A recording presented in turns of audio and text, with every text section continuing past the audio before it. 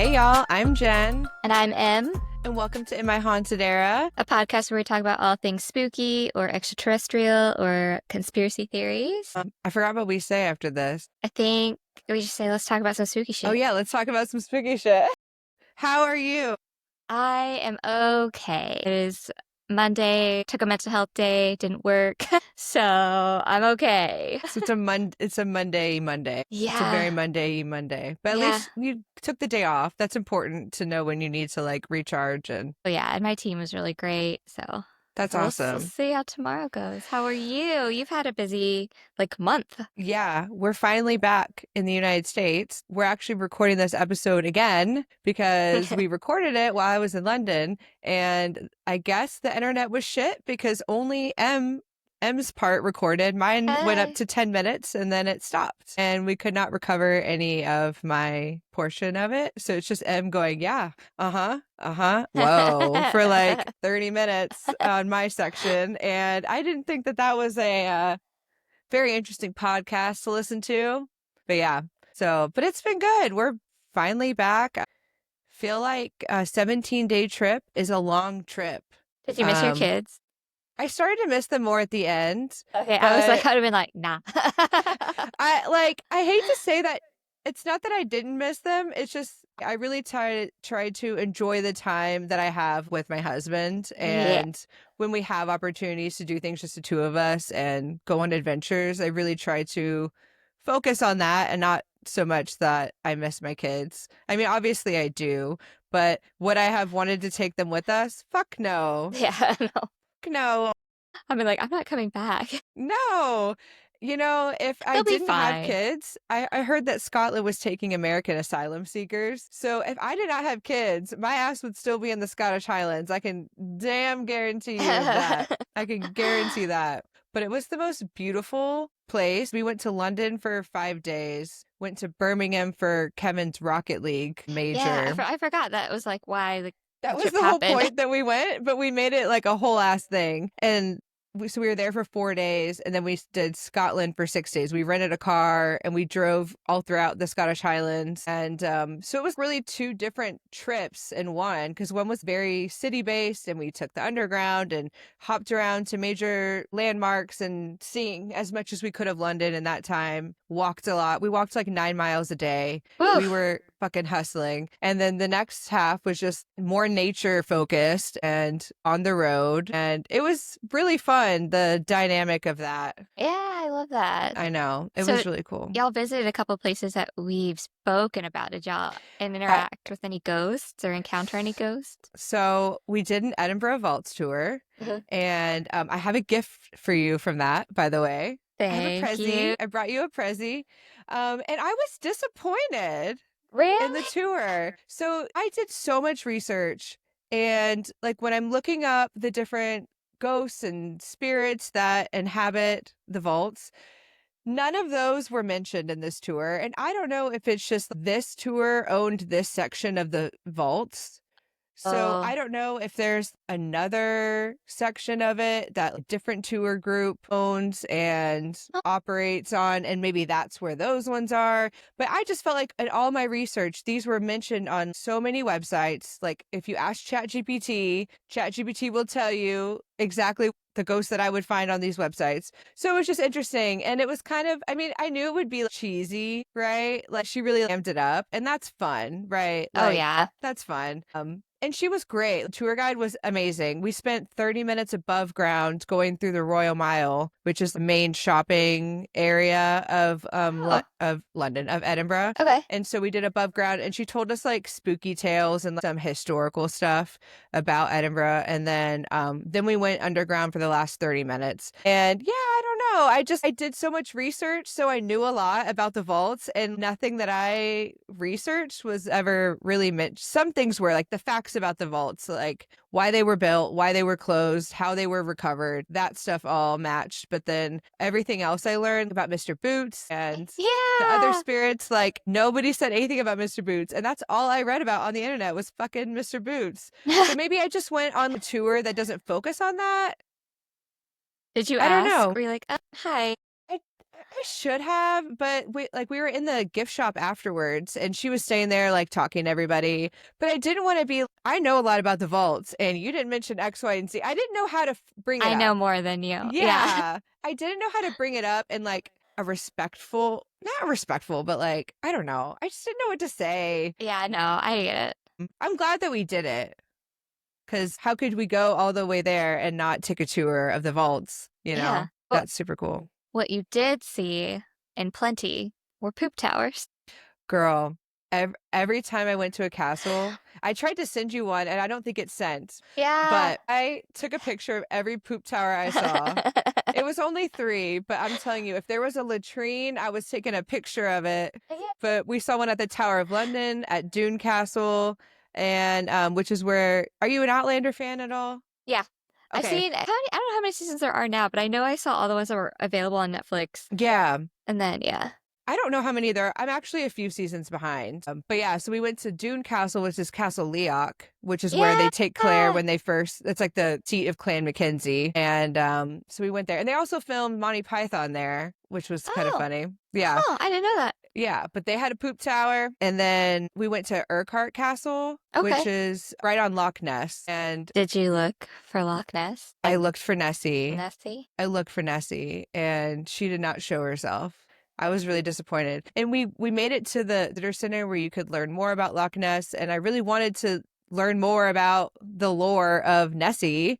Yeah. And we didn't make it in time. So yeah, we didn't end up going. I didn't learn any more about Nessie, but I'm planning on doing Nessie for a future cryptid episode Yeah. since I went there. But Loch Ness itself was beautiful. There are so many lochs in Scotland, and when we were driving around, like you're pretty much always by a loch. Pretty much always by a loch. And the water's so blue. Yep. It was fucking beautiful. And we saw the poop towers and I felt like we saw so many things.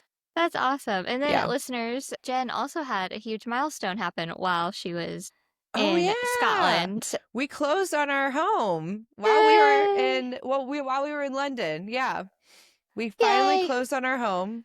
And I haven't seen it yet since we've been back, but Kevin has. So now we're just in the process of packing and moving. We have until the end of May to be out of our rental. Oh, okay, so yeah. we're kind of taking our time.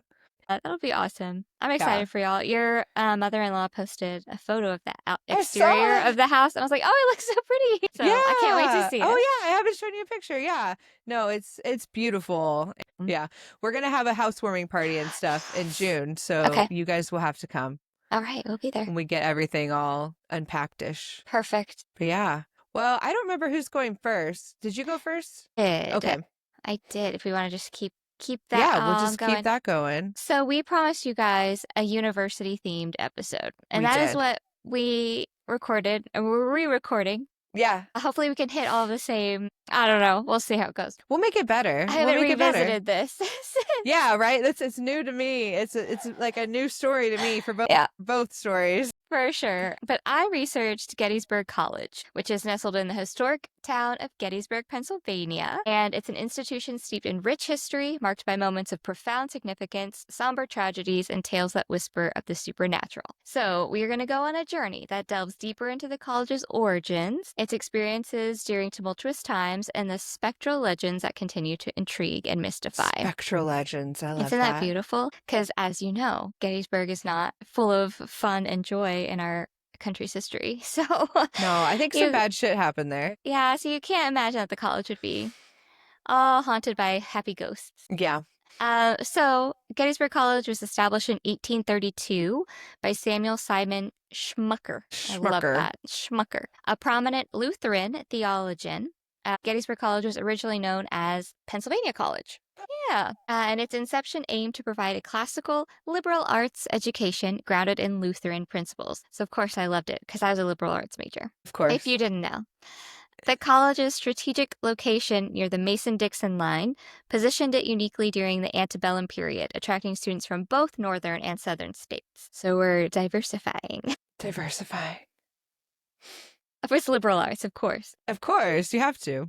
In its early years, the college faced challenges typical of institutions, so including financial constraints and the task of building a reputable faculty. Despite these hurdles, it steadily grew, expanding its curriculum and facilities to accommodate a diverse student body, like I said. The establishment of the Alumni Association in 1835 stands as one of the earliest such organizations in the whole United States, Wow. reflecting the institution's commitment to fostering a lifelong community among its graduates. And I think we spoke last time about how, like, 1830s were like, damn, that's old. But you just got back. And I remember last year when I was traveling to Ireland, I was like, this shit is older than our country. And Dude, so that this doesn't feel old to me I anymore. know that was our marker for everything whenever we would go to when we were at the Tower of London or seeing any kind of Yeah. like old place, we were like, okay, so this was 1740. This was before the Declaration of Independence, or this was before the Civil War. Like that was kind of our marker for like, how old is this shit? And yeah, Yeah. pre-America is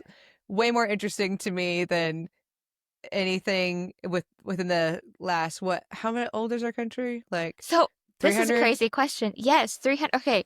So we got this tea. We Tea. usually get, what is it, like Bigelow? Bigello? I don't know how to spell it. Oh, you meant real tea, not gossip. I Oh, was yeah, like, yeah, yeah. No, gossip. actual tea. We drink green tea every morning.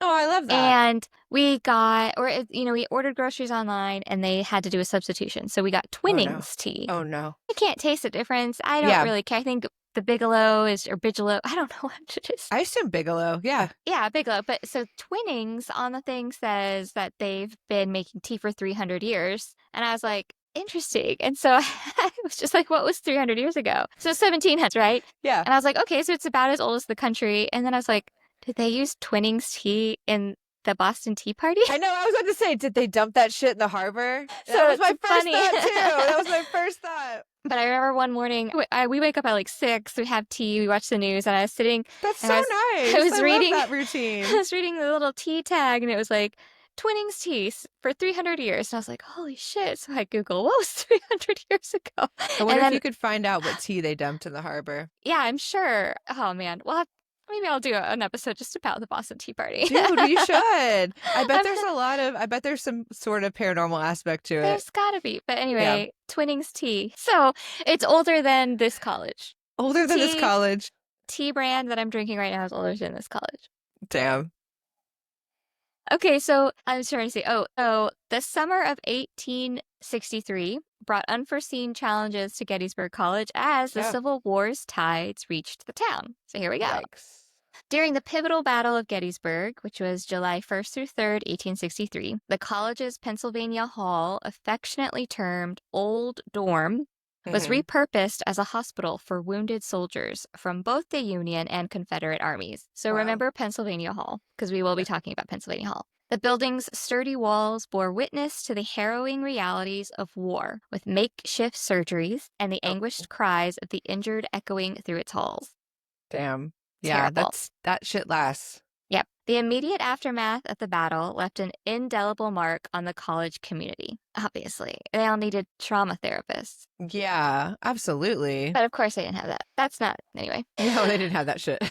Faculty and students alike were thrust into the roles of caregivers, tending to the wounded and grappling with the war's profound human cost. This period underscored the college's resilience and commitment to service amid national turmoil, which, great. So happy that you were able to step into that role. Not your job. Yeah. No, not your job. And not your job. Not at all.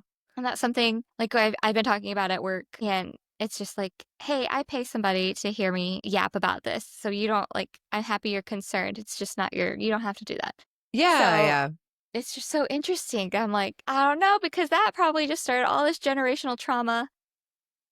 Oh my God. I know. That's all I can think about. That is so true. That cascading, of taking care of people and their trauma, and it just sucked. That does suck. War is not good. There's a whole song about it. War's bad. Yeah. War bad. What is it good for? Absolutely nothing. Absolutely nothing. Literally. So, following the Civil War, Gettysburg College embarked on a path of recovery and growth. So healthy. The late 19th and 20th centuries saw significant milestones. So, 1883, the college opened its doors to female students. 1883, that's pretty early for that. Yeah, marking a progressive step toward inclusivity in higher education. As you know, this was a liberal arts college. So, yeah. I mean, that kind of makes sense why they'd be more progressive than. For sure. And then 1897, the inaugural issue of the student newspaper was published, fostering a platform for student expression in journalism. Another very cool thing, because I don't think they were listening to students very much back then. They weren't old enough. They were white enough, but not old enough. So 21. true. Sorry, is that too No, progressive? it's true. Is that too problematic? We're still having trouble listening to accurate news. Good God. We're still having trouble. Yeah. And then in 1921, reflecting its deep ties to the community and the historical significance of its location, the institution officially adopted the name Gettysburg College. So that wasn't until 1921 when they started going by Gettysburg College, which I guess is kind of like owning. In my head, I was like, that's owning the trauma, because not Yeah. Pennsylvania College, and like Gettysburg is like, when you say Gettysburg, you think of the Civil War. Yeah. So all those developments mirrored broader societal shifts and the college's adaptability to changing educational landscapes. Very cool. Very just, we love it. Mm-hmm. And the latter. Yeah. I'm reading it. I'm like, that doesn't look like later. The latter half of the 20th century and the early 21st century have characterized by continued academic excellence and infrastructural advancements. In 1858, the establishment of the Honor Code reinforced the college's dedication to academic integrity and ethical conduct. In 1991, the arrow's born. The college awarded its first Lincoln Prize to filmmaker Ken Burns for his documentary The Civil War, highlighting Gettysburg College's commitment to historical scholarship, and highlighted Pennsylvania Hall. Because that was a makeshift hospital. Remember Pennsylvania Hall. Remember Pennsylvania Hall. 2005, the restoration of the Majestic Theater to its 1925 grandeur provided both the college and the Gettysburg community with a premier performing arts venue, a back to the liberal arts roots. We love to see it. We love to see it. Today, Gettysburg College stands as a distinguished liberal arts institution offering comprehensive curriculum and fostering a community dedicated to impactful scholarships and civic engagement, doing great things, not without its tragedies and haunting legacies. Here we go. Buckle up. God. Obviously, the scars of the Civil War left an indelible imprint on Gettysburg College, not only in its historical records, but also in the spectral tales that have emerged over the years. The convergence of intense human suffering, God, that line alone, and the passage of time has given rise to numerous ghost stories that continue to captivate and mystify. So, first we're going to visit Stevens Hall, particularly a ghost called, or referred to as the Blue Boy. The Blue Boy? Oh. The Blue Boy. This one's actually really sad. Yeah. So this was one of the most enduring legends, and it's that of the Blue Boy associated with Stevens Hall. According to the tale, Stevens Hall once served as a girls' preparatory school. Okay. And on one frigid night, a young boy, possibly an orphan, who was seeking refuge, was hidden by the girls in their room. To avoid detection by the headmistress, they concealed him on the window ledge. This is Pennsylvania. Poor baby. Poor baby. After the headmistress departed, they discovered the boy had vanished into the cold night. Subsequent sightings described a blue-faced apparition of a boy appearing at windows, and it's just a chilling reminder of his tragic fate. He was never found. The girls just assumed he either, if he fell, he went off because they didn't find a body. Yeah. But and how legend much has did that they he really froze. Yeah. And how much did they really look for him? Because I bet nobody knew he was missing. And what year was that? It didn't have a year. It's just it's like a legend or lore of Stevens Hall. Yeah. I'm sure there wasn't a huge search party for a boy that they were hiding. They probably didn't admit that they were hiding. They probably just did a cursory search of the immediate area to see if they could find him. Poor thing. But he still shows up, says, hey, you forgot about me, bitches. Bitch. So we have the Phantoms of Pennsylvania Hall. Yeah. Pennsylvania Hall, as we know, had its profound Civil War history, and it is reputed to be a hotspot for paranormal activity. There have been numerous accounts of detailed, unexplained occurrences. This was my favorite one. This happened in one of the elevators, but two Gettysburg College administrators were working late one night in the early 1980s. In their fourth-floor offices at Pennsylvania Hall. The building is one of the oldest on the campus, and during the Battle of Gettysburg, as we said, it was used as a hospital. After completing their work, the men left their offices, entered the elevator, and pressed the button for the first floor. Inexplicably, the elevator passed the first floor and continued on to the basement. When the doors opened, the administrators could scarcely believe their eyes. What they knew to be storage space was replaced by a scene from the hospital from the Civil War. What? Dead and dying men were lying about on the floor. Blood-covered doctors and orderlies were rushing about chaotically, trying desperately to save lives, but no sound emanated from the ghostly sight. Oh Both my gosh. administrators saw it clearly. Both reported not hearing anything, just seeing Oh everything. my gosh. So, immediately upon reaching the main floor, the two administrators hurried to the campus security office, which was about 100 yards away, thinking that this was a fraternity prank. Yeah. Because, I mean, if you saw something I like mean, that, that's your an mind's just trying to elaborate make fucking sense of it. prank. Yeah, but I think they were just really trying to make Yeah, sense for of, like, sure. what did we just Like, see? what could this possibly be besides what it might actually be? Yeah. So they thought that, and then the guard on duty, who's now the chief of security at the college, ran to the building to investigate. But when he reached the basement, there was nothing there. So it's like a time slip. Yeah, that's what I Time thought. slips are so fucking fascinating. This little glitch was just Yeah. like, and that, golly, I don't think I'd go back to work. I'd be like, I'm good. I think I'd go back. I'd be like, oh, I keep going back to the basement. I would like God, exclusively go back to the basement and show like me. try and see if I could see that again. I guess I'm a little fucked up. And they recently interviewed the chief of security. So his name is hmm Timon Lin, Timon, Timon Lin. Timon. That's a name. And he remembered the incident and said, I would have to say that something frightened them. I can't explain it, although I don't believe in ghosts. I guess to a certain extent, I believe that they saw maybe what they said they saw only because I know them as credible people. hmm So he's like, I don't believe in ghosts, but I believe these two humans Yeah. because they were trustworthy people. And Yeah. that, emotional bank account is there. Yeah, for sure. God. So this was related but separate and involving the same building. Another creepy thing that students on campus of Gettysburg College are likely to encounter is the apparition of a Civil War soldier standing guard on top. Oh yeah. I was like, I've told you this before, but I have. I literally have because we liked this word. But a Civil War soldier standing guard on top of the cupola The cupola. at Pennsylvania Hall. What is a cupola? So it's like this, like and have you been to UT Austin? Where they have like that tower in the center of their The one that the guy shot everybody from? Yes. Okay, So that's a cupola cupola? is like the centerpiece of the university. Because I'm pretty sure we looked it up Oh, last time. A small rounded or dome-like structure built on top of a roof or larger dome. okay. I remember this now. Okay. Yeah.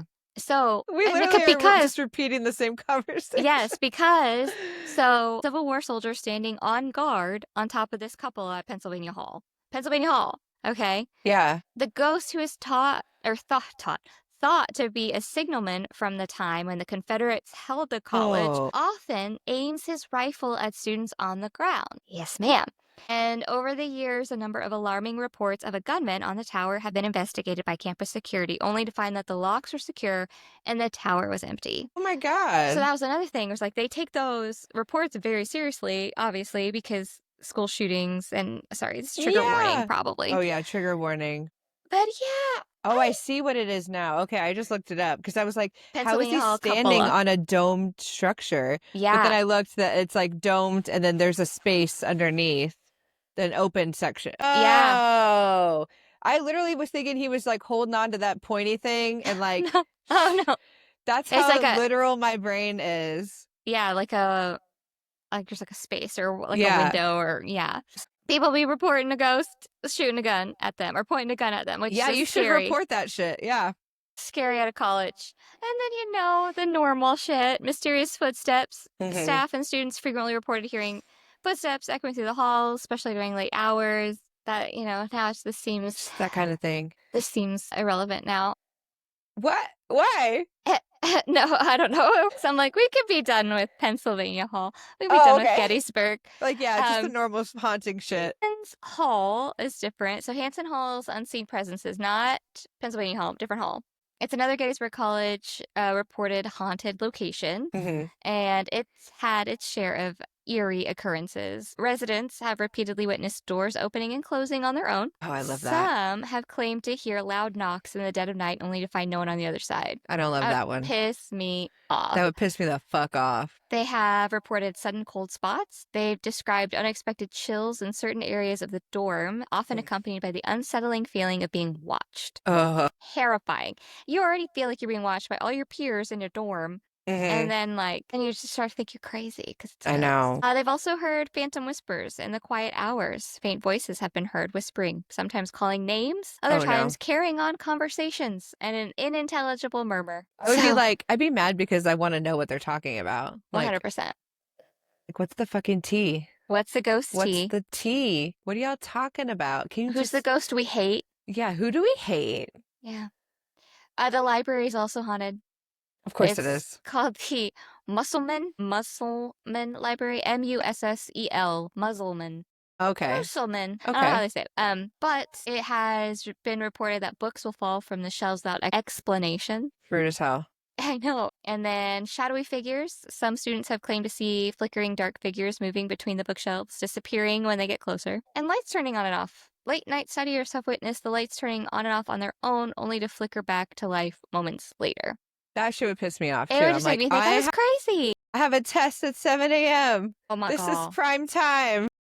Turn Yep. that light off one more fucking time and I'm going to give you something to haunt. But yes, so as long as students continue to walk its halls, as long as Pennsylvania Hall stands under the moonlight, and as long as whispers of the past drift through the corridors, Gettysburg College will remain a place where history and supernatural intertwine.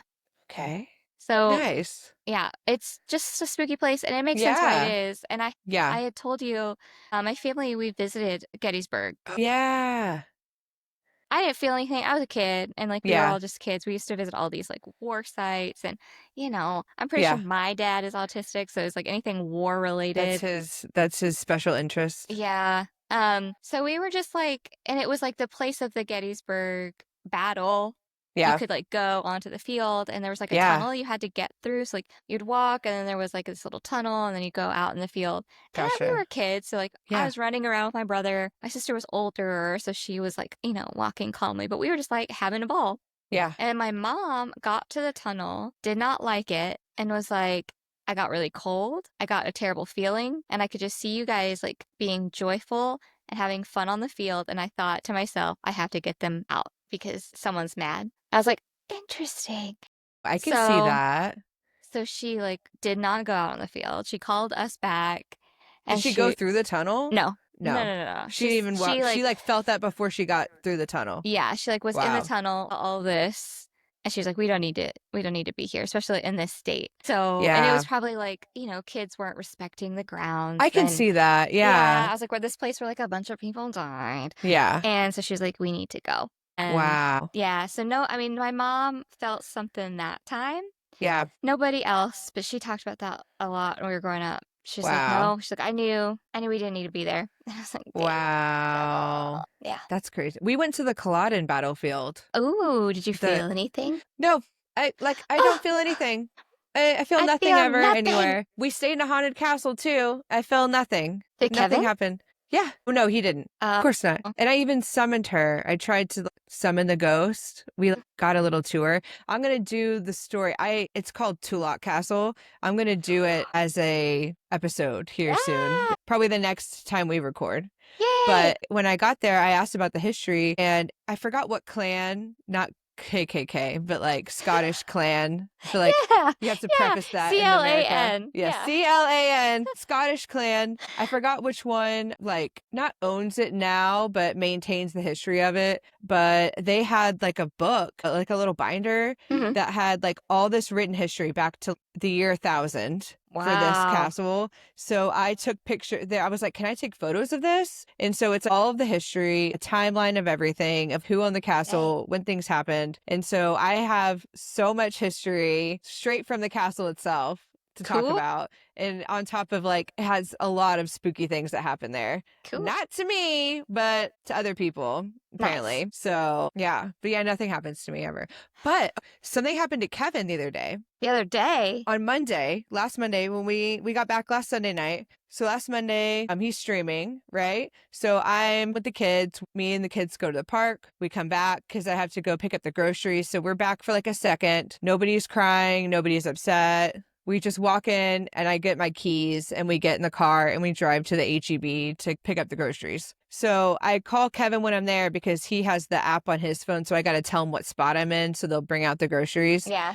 And then he calls back and he's like, "Are the kids with you?" And I'm like, "Yeah, they're with me." And he's like, "There's been a kid crying here for 5-10 minutes, and the dog has been barking the whole time." And ST doesn't really bark. Like if someone knocks on the door, Yeah, she doesn't. like she doesn't really bark. She just doesn't. She's pretty chill. And she's like, the dog has been barking like crazy for the last, we've been gone maybe 5 minutes. So throughout this time that we were gone, he's just heard a kid crying. What? And it sounded like it was in the bathroom. His office is here, and there's a Yeah. bathroom right behind on the other side of the wall. Yeah. So he said it sounded like the kid was in the bathroom just crying, and the dog was just barking like crazy. He's like, go back and watch the VOD, the recording of his stream, because the music shouldn't be in the VOD. It'll just be his voice track, and you should Okay. be able to hear anything behind it. So I went to go watch it a few days later, and that whole section is muted. You can't even hear him. There's Shut no up. sound. Because I was like, I don't if by the crying, if it's one of my kids, which it couldn't have been because they were with They're with me. you. But I can absolutely tell if it's my kid or not that was crying, but I couldn't hear anything. And you see him looking around, and he doesn't know that the kids are with me. So he's like, I got to go see what's going on because the kid's been crying for minutes here. Dude. And he leaves and walks around. He comes back and he's like, the kids aren't here. The kids are with Jen. Nobody's here. Bro, it's those dolls. Dude. It's the dolls. I'm looking at them like, what? Or maybe we brought something back. Man. Okay, I have to show you what your gift is Okay. to explain why I think we brought something back. Okay. What? So in the vaults, they have candles everywhere, and then the person will carry a candle around. Okay. But they've lit candles throughout the vaults for lighting purposes. And so what they do with the ones that are too small, they melt them down and they make a big candle of it. So this is a candle. It's made using recycled wax previously used to illuminate the underground vaults. So this is wax that's set in candles in the vaults. Awesome. And so this could have something. That's what I was thinking of. Maybe because I brought 2 of them home, one for me, one for you. So this could be holding something in it, is maybe my thought. so, an energy or Yeah. And then the other thing I got was this isn't haunted, but this was just cute. It's this like creepy little ghost ornament. That's cute. Look how creepy it is, but it's made by a local artist. I love it. Made in Scotland. Cute. But good yeah, I pics. wonder if it's the candles. Maybe. Because the dolls have never acted like that before. That's true. But one of the dolls is supposed to be a child. Aw. So that's possible, but Why this long though? That's yeah, so, why just now? I mean, maybe because we were Maybe gone 'cause for you're- so long. Yeah. Or it knows I don't that. know. I mean, Or we y'all aren't leaving them. No, yeah, we're about to move and stuff, but we hadn't started Yeah. doing any like physical moving yet. So We that's why I was like, I don't know why they'd start acting up now. I should get my dowsing rods out. I don't know why I'm just, Yeah.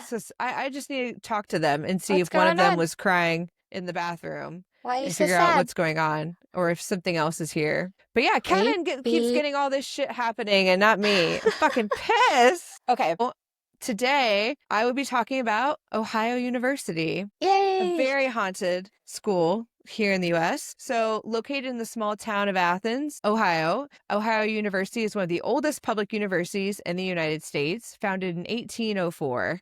So That's not old. that old, but it's old. But it's old. It's old. That's closer to the Declaration of Independence than Yeah. Civil War. Like 40 years. Yeah.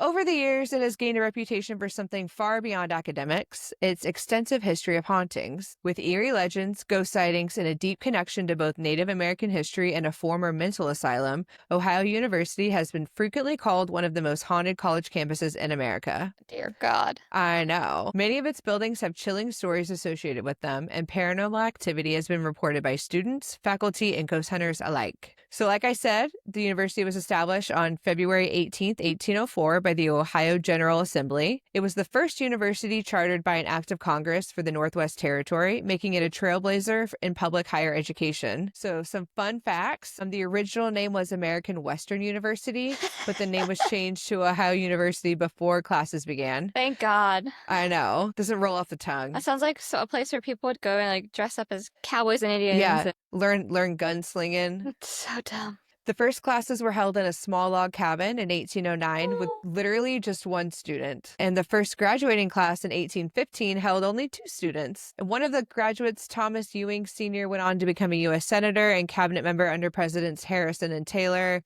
I don't think we like them. Probably not. I don't remember, I but can't imagine. Can't imagine we like them. The first building, Cutler Hall, was completed in 1816 and it still stands today. Dang. Despite financial struggles in the Civil War, the university expanded its curriculum to include more scientific and practical education, alongside its early emphasis on classical studies, i.e., Latin, Greek, philosophy. At one point, tuition was around $15 per term, and I would have used the time money converter, but it doesn't go back that far. So I don't really That's know how much that probably would be like, now. I don't know. I don't Probably a few know. $100s, I would think. Because you said it was 18. Teen. It said this one says at one point tuition was $15 per term. So I don't know if that was at the beginning or like within a few decades. So it says $15 in 1800 is equivalent to purchasing power to about $380 today. Okay, that's what I thought. I figured it was like a few hundred. Yeah, The, crazy. I know.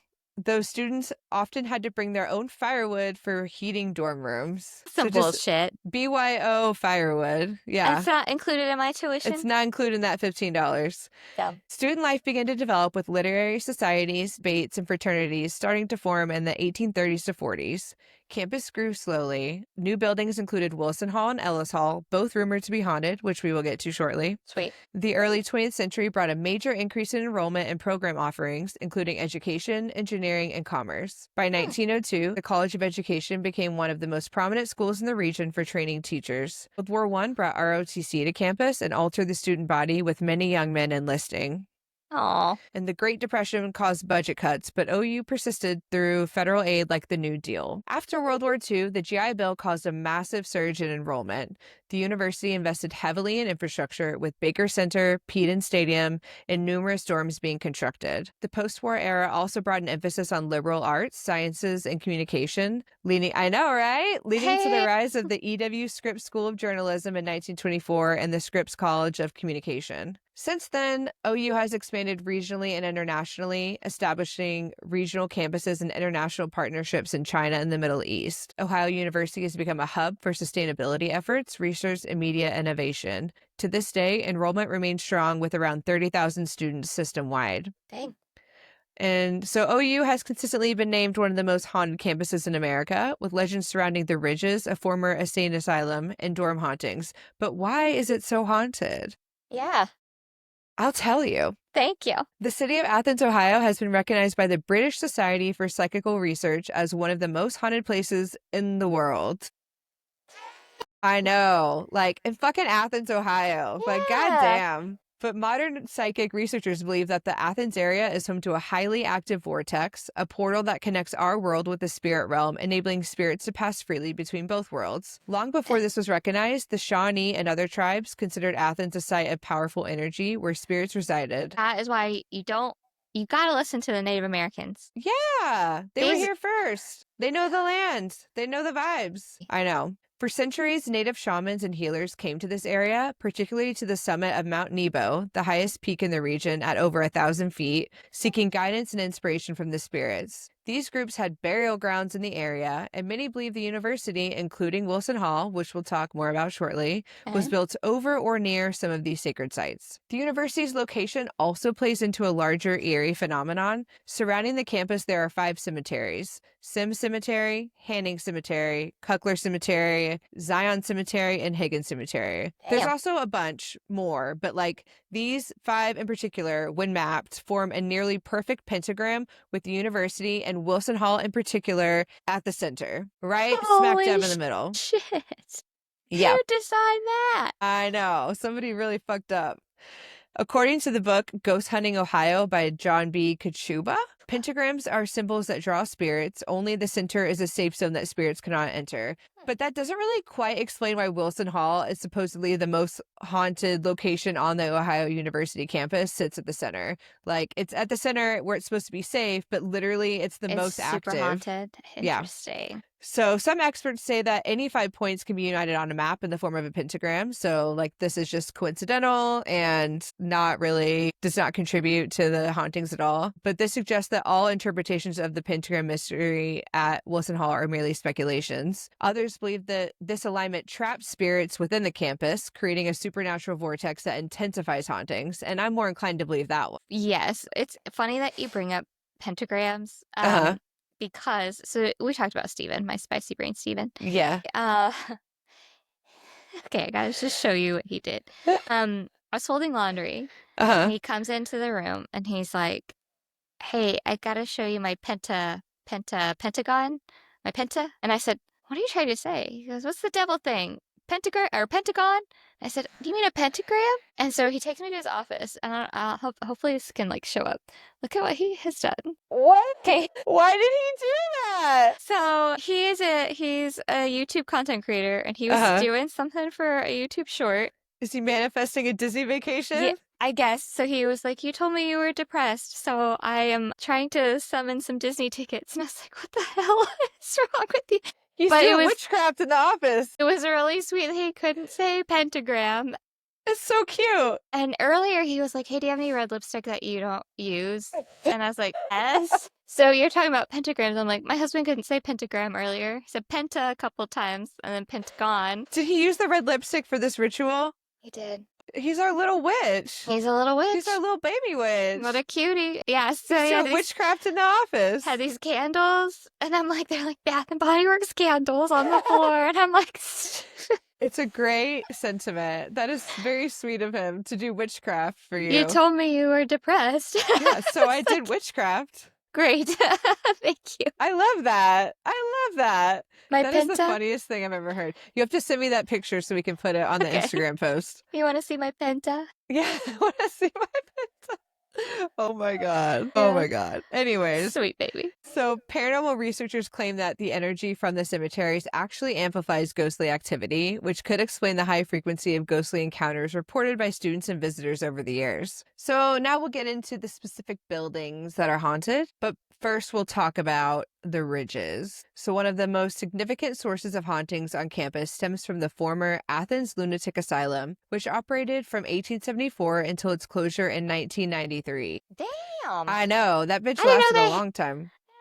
They had those at that I time. think that was probably not at its peak operation in Oh. in 93, but No, couldn't be. yeah. Now known as the Ridges and owned by Ohio University, this facility was built to treat individuals suffering from mental illness, but it quickly became overcrowded and notorious for its harsh treatments, including lobotomies, electroshock therapy, and prolonged isolation. Hate that. I know. At its peak in 1953, the asylum housed 1,749 patients and included 78 buildings spread over more than 1,000 acres. During the height of its operation, many patients endured horrific conditions and a significant number died while confined within the asylum walls. One of the most well-known ghost stories associated with the Ridges is the tragic case of Margaret Schilling, a patient who mysteriously vanished on December 1st, 1978. I know. The 54-year-old patient had privileges to leave the grounds as long as she returned in the evening, but she disappeared. Despite searches by the hospital staff, she remained missing for over a month. 6 weeks later, a maintenance man found her body locked inside a sunlit room in an abandoned section of the asylum.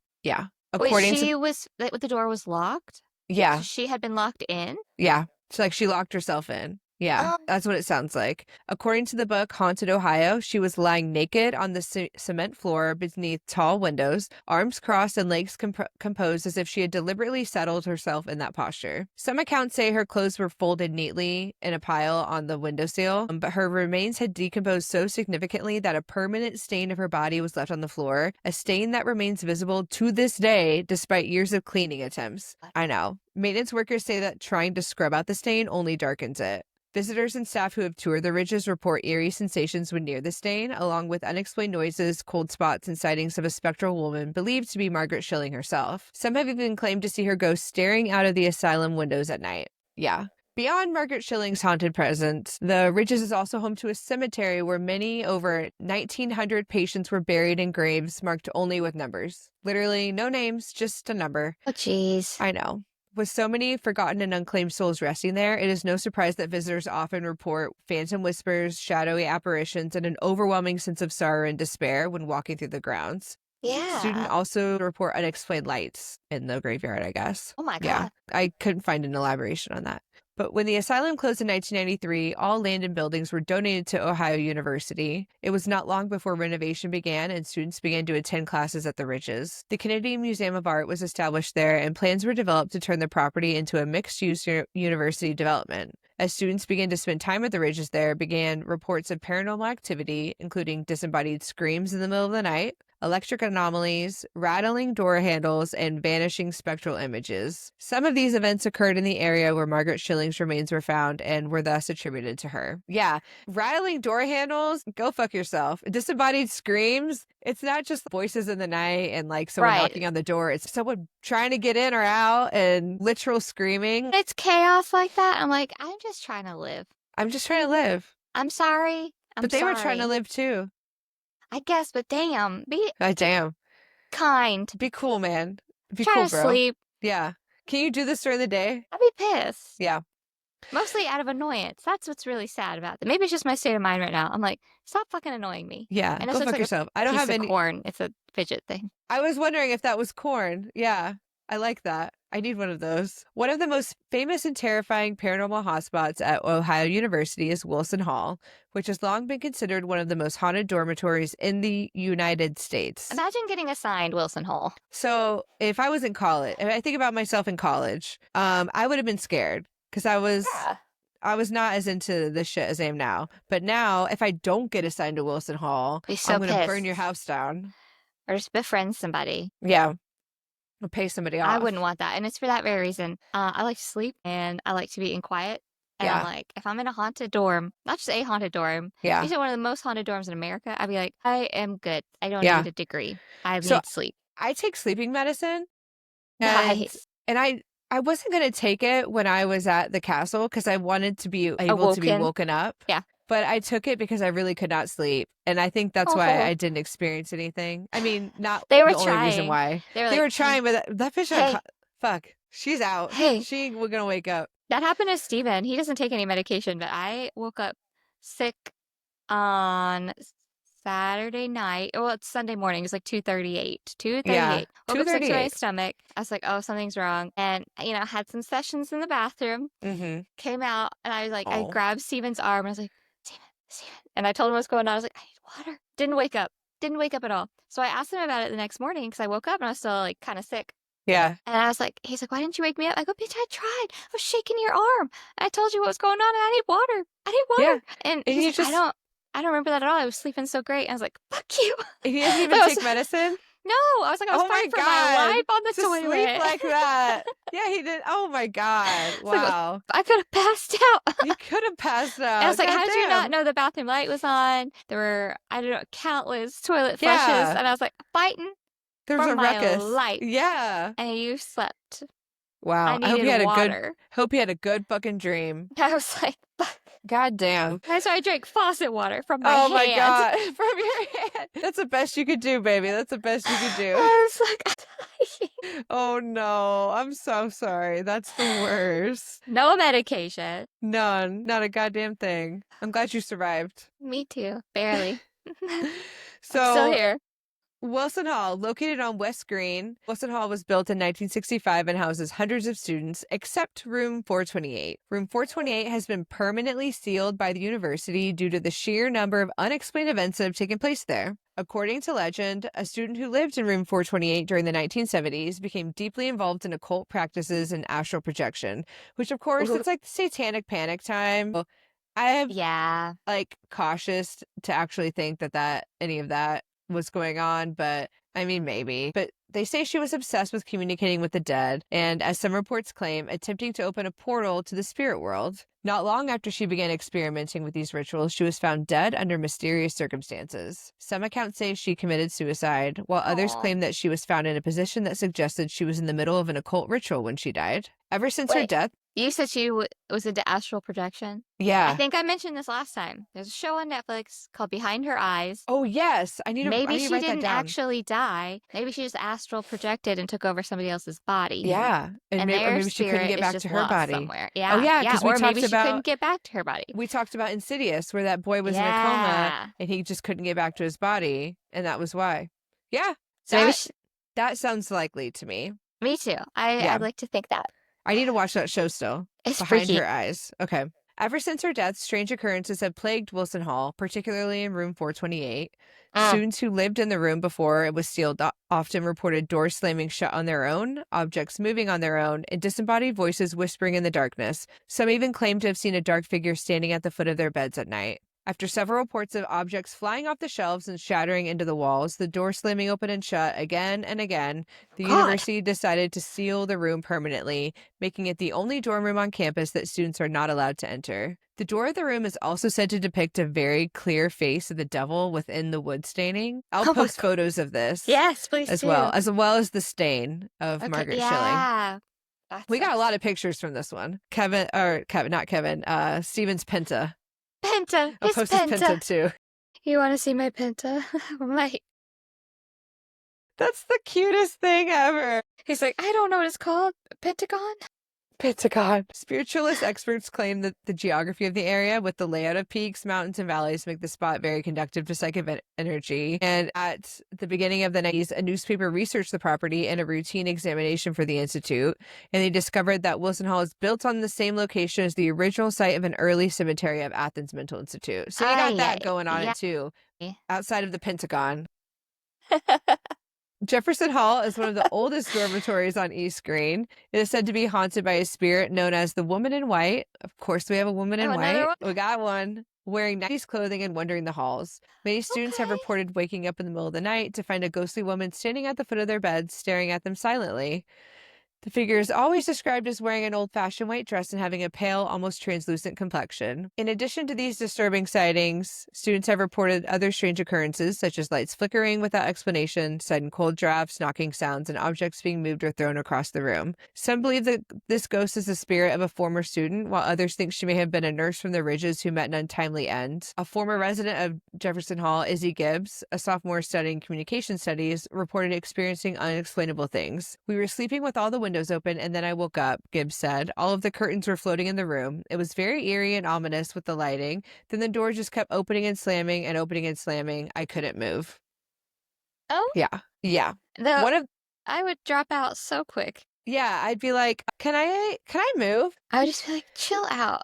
Dude. Imagine having a hangover Yeah. at your dorm. Or Yeah. just imagine being drunk, fighting for your life. Yeah. And there's just a ghost like, please come back I another would just day. be like, can you fucking not?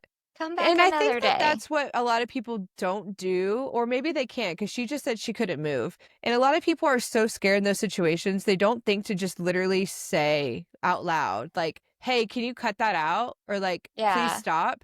Because I think that we have a lot of power in our words as being like actual people alive on this Yeah. earth. And we have more power than them in that regard. And I think a lot of times I've heard of a lot of situations where people just say like, hey, stop doing that. Please leave me alone. And Like, a lot of times it stops. I mean, sometimes it won't, but it is worth saying, like, can you fucking not? Yeah. I'm fucking trying to sleep. I'm hungover as shit. I got a test in the morning. Like, I ain't got time for this. respectfully, fuck Yeah, right off. respectfully, shut the fuck up. Leave me alone. But I think a lot of people don't think to do that because it No. sounds ridiculous to literally say at nothing like, hey, can you stop doing that? Because that's also scary to acknowledge that there's something there that could stop doing whatever they're doing. Oh, yeah. I get But that. I think that there's a lot of power in that. Just my thoughts. But one of the lesser known but incredibly eerie hauntings at Ohio University involves the sound of marbles mysteriously rolling across the floors in Jefferson Hall, a phenomenon that has baffled students for decades. Numerous residents have reported lying awake at night only to hear the unmistakable noise of glass marbles clinking and rolling above them, especially in rooms located on the top floor where no one should be walking above. Yikes. Yeah. These sounds often occur in the dead of night when the building is quiet, and despite extensive efforts to trace the source, no explanation has ever been found. Some students initially assumed it was just a prank, but when the noise persisted, even when the rooms above were empty or simply didn't exist, it quickly took on a supernatural reputation. There's a popular theory that the marbles are connected to the spirit of a child, possibly one who passed away at the nearby Athens lunatic asylum and somehow found their way to Jefferson Hall. Others believe the marbles are a residual haunting. Some even claim that a former resident tragically died in Jefferson Hall and the marbles were part of their personal belongings, now used by the restless spirit. Regardless of the origin, the sound of marbles rolling in Jefferson Hall has become one of the most consistent and chilling hauntings at Ohio University. Even those who haven't experienced any other paranormal activity often recall that eerie, unexplained noise, a simple yet spine-tingling reminder that something or someone might still be playing upstairs. Now we're going to Washington Hall, located on East Green. It has multiple ghost stories attached to it. It is rumored to be haunted by the spirits of a basketball team that tragically died in an accident. Though historical records do not confirm confirm any such incident, the legend has persisted for decades. One story says a girls' high school team stayed there while attending a basketball camp and reportedly had like the best time of their lives. The girls were soon killed in a bus accident, and it's thought that their spirits returned to the place they all enjoyed the most. Reportedly, you can hear the bouncing of basketballs and laughter of the girls in the hallway over the arch that connects the hall with Reed Hall. So sad. I know. But another version focuses on the haunting on the top floor of the Washington Hall in the attic, which used to be a rec room when it was a men's dorm. Students living in Washington Hall often claim to hear the sound of basketballs bouncing in the hallways late at night, even when no one is there. Some have even reported seeing ghostly figures of men dressed in old-fashioned basketball uniforms appearing briefly before vanishing into thin air. So, like, we're talking those short, tight shorts? And that's what I'm thinking, baby. That is what I'm thinking. Okay, get it, ghosties. So Crawford Hall is enveloped in haunting tales, primarily centered around the tragic death of a student named Laura in the early 1990s. According to campus lore, Laura, who served as a resident assistant, fell from a fourth-floor window during Easter break. This incident has given rise to numerous reports of paranormal activity within the hall. Residents have reported lights flickering and appliances malfunctioning without any apparent cause. Doors are said to open and close on their own, accompanied by a sudden, inexplicable noises echoing through the corridors. Some students have reported seeing a shadowy figure resembling a young woman in the areas near where Laura's fall occurred. Attempts to play Bob Marley's song Laura, reportedly a favorite of the deceased, are said to be met with technical difficulties within the hall. And I know. An RA recounted being awakened by a shadowy figure who apologized for the disturbance before vanishing. Which is so sad. She sounds so nice. Upon investigation, no one was found, and it was later discovered that the encounter occurred near the spot where Laura had fallen. Dang. I know. So Bryan Hall was constructed in 1948 and has its own haunted reputation. Of course it does. Particularly on its fourth floor and within its bell tower. Residents on the fourth floor have reported hearing footsteps and noises emanating from the bell tower, despite it being locked and designated solely for storage. Students have experienced scratching sounds on doors and walls, as well as sightings of strange lights within the building. In 1998, an unexplained event occurred, affectionately known as the Great Wine Incident, or the Bryan Hall Wine Incident, involving a bottle of wine, leading to some to attribute the occurrence to the hall's ghostly presence. This is more of a funny story I read. Like, I read this, I was like, oh, what's the Great Wine Incident? Thinking it was going to be a serious thing. And this is like the most humorous retelling of a very simple incident that occurred, but Awesome. I included it anyway because I loved it. So this is a story from Brian and Richards. I think he had a blog I found it on. It was February, and the old steam pipes in the Century building were cranking out ghastly heat. I slept most nights with the window open to the blistering winter snow and the fan blowing. One afternoon, as I entered the sauna that was my room, I sat down at the desk and noticed a liquid on the keyboard. It was also spilled onto other parts of my desk. A quick sniff test revealed white wine. The last of my stash sat open on a dresser across the room. It was unopened when I left. A quarter of the bottle remained while the rest covered my desk and bed. The cork was found a good 5 feet across the room from the bottle wedged between my mattress and the wall. To this day, the bottle of wine remains a mystery. Interesting. I know. Somebody was mad. Man, I love They white spilled wine. that wine. They fucking wasted that shit. I'd be really upset. Yeah, they must have been upset to waste some good wine. I mean, although if they're in college, it's probably not good wine. Let's be real. All wine is good Yeah, wine. it's probably like a wine cooler. I had a friend at work who was like, I have a bottle of Stella Rosa at home. And I was like, you mean the juice? The Stella juice? Rosa? Yeah. Like, I haven't had that since college. Yeah. Yeah, I wouldn't be bragging about that. Stella Rosa. It's like, yeah. Because I got the Trader Joe's $3 chuck. So. Oh, yeah.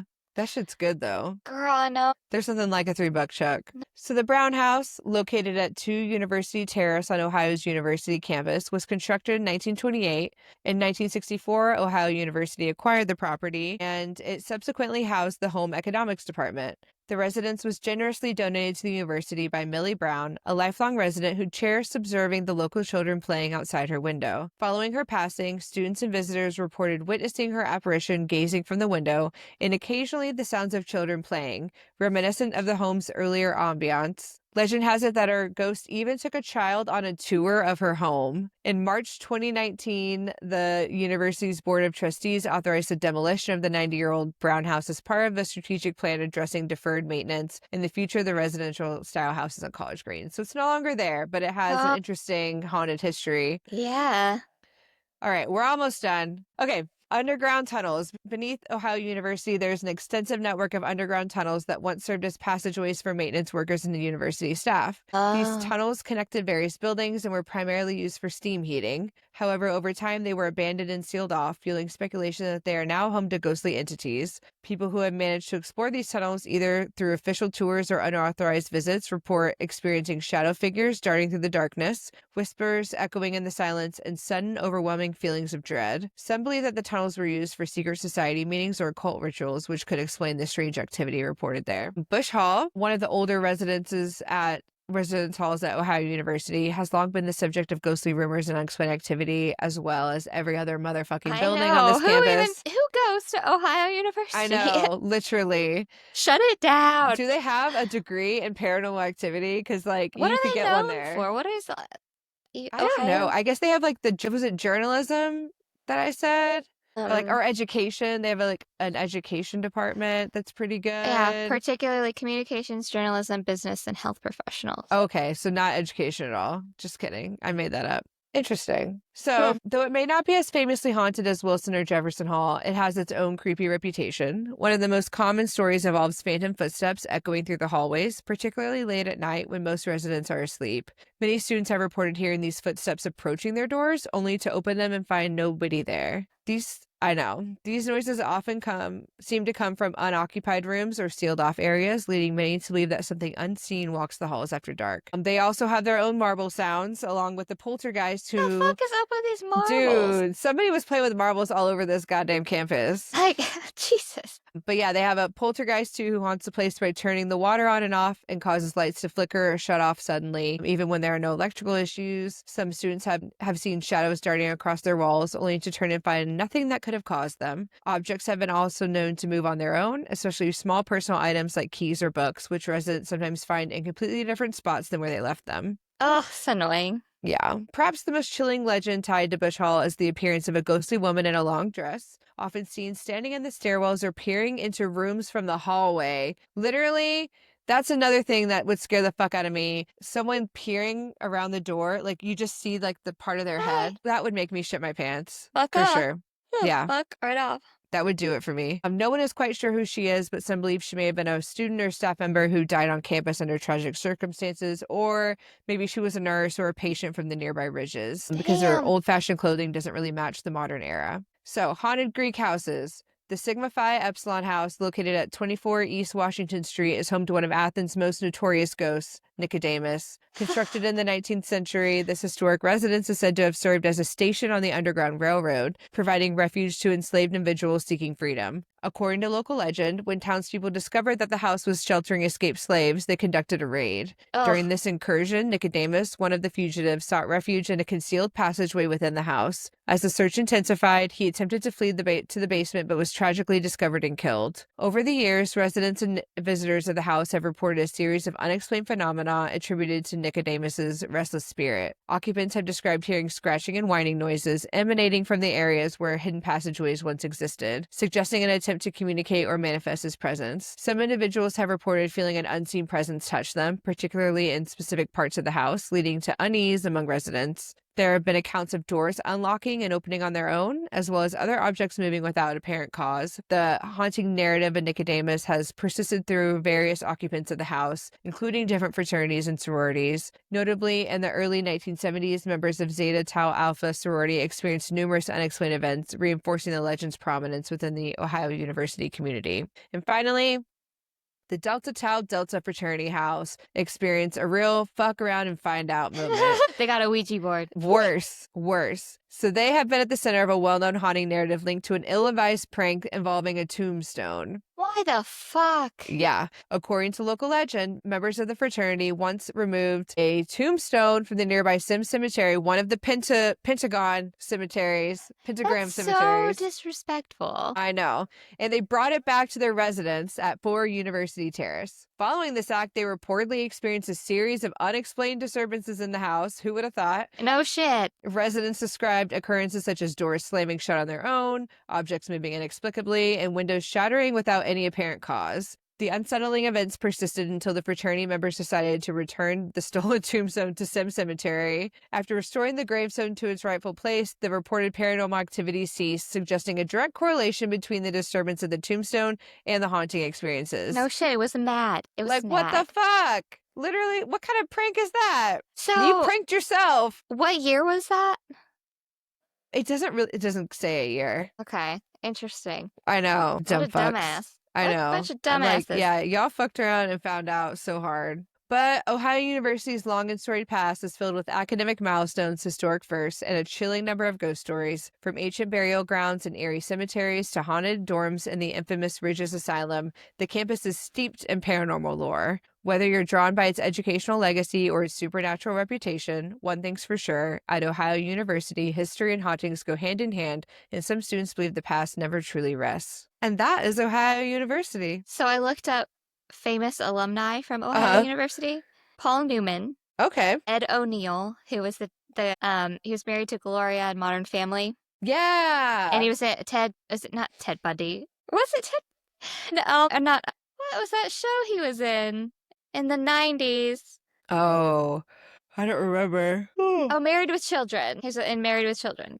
Yeah. Okay, and then who else? Oh, Matt Lauer. Oh. I forgot about him. He was canceled so good. Everybody. Arsenio Hall. Okay.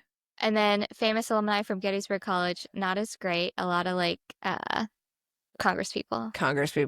Yeah, the only name I really recognize is Jerry Spinelli, the author. Oh, yeah. Yeah. Yeah, that's the only one. Wow. But kind of interesting. Cool. Interesting. So if we ever meet Ed O'Neill, hey. Yeah. What did you experience? What dorms did you stay at and were you haunted? Yeah, I bet he has some stories. Pretty cool. Pretty cool. Pretty crazy. But yeah, thank you guys for listening. And if you enjoyed this, or even if you didn't, please give us a follow on whatever platform you're listening on. You can also watch this episode in video form on YouTube. So if you would like and subscribe there, that would mean a lot. Yeah, follow us on all the socials, Instagram, TikTok. We're not on Facebook, are we? No. And we're not on X. So just Instagram and TikTok, the cool ones. Instagram and TikTok, yeah. The cool ones. At In My Haunted Era. Yes, ma'am. And send us your stories. We would love to read some of your stories and just personal experiences. Fun fact, a personal experience, not with me, but I had dinner with friends on Saturday night, and they both, together, had gotten mud facials at the Crescent Hotel. Oh. So my friend Megan, who is an avid listener of In My Haunted Era, she was like, hey, I've actually been to the Crescent Hotel, and I got mud masks there. Highly recommend. Holy hell. So, I guess we're going to get mud masks and do some ghost hunting. Thank you for listening, Megan. Thank you for telling me your Megan. Personal Thank story. You so much. Keep them coming. Yeah, but email us in myhauntedera at Gmail. Are we in my haunted era pod at in my haunted era pod at gmail.com? Yes, email us your stories. Yeah, and we'll read them on the episode when we gather enough of them. That'd be really cool. Yeah. All right. Well, thanks for listening, and we'll haunt you later.